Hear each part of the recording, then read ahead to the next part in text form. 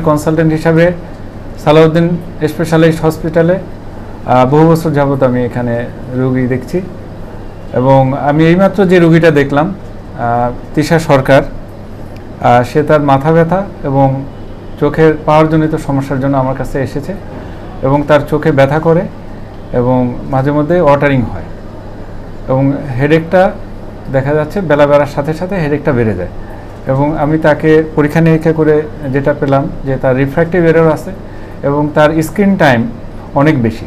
Screen time বেশি থাকার কারণে তার দেখা যাচ্ছে যে এই যে হেডেক হয়, মাথা ব্যথা, কম্পিউটার পাওয়ারজনিত সমস্যা এবং তার এই যে স্ক্রিনজনিত কারণে যে সমস্যা, সব মিলে আমরা তার রোগের যে দেখলাম এই রোগটা হলো কম্পিউটার ভিশন সিনড্রোম।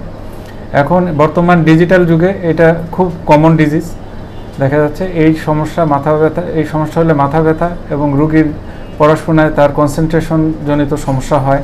সুতরাং এই ধরনের রোগীরা আমাদের কাছে স্বাচ্ছন্দ্যে আসতে পারেন এবং এই যে ডিজিটাল যুগে স্ক্রিন টাইম কিভাবে ইউজ করতে হবে এবং কি ধরনের গ্লাস ইউজ করতে হবে আমি সেগুলো তাকে প্রেসক্রাইব করেছি এবং কিছু ড্রপ তাকে আমি দিয়েছি এবং কিছু খাওয়ার ওষুধ দিয়েছি। আশা করি সে এতে উপকৃত হবে এবং আপনারা আপনাদের চোখের যে কোনো রোগ নিয়ে, মাথা ব্যথা, চোখে পাওয়ারজনিত সমস্যা, চোখের কম দেখা, চোখের ছানি পড়া, চোখের পানি পড়াজনিত সমস্যা, মাইগ্রেন সহ যে কোনো সমস্যা নিয়ে আপনারা সালাউদ্দিন হসপিটালে ডাক্তার আসাদুজ্জামানের কাছে আসতে পারেন। থ্যাংক ইউ ভেরি মাচ এতক্ষণ আমাদের সাথে থাকার জন্য।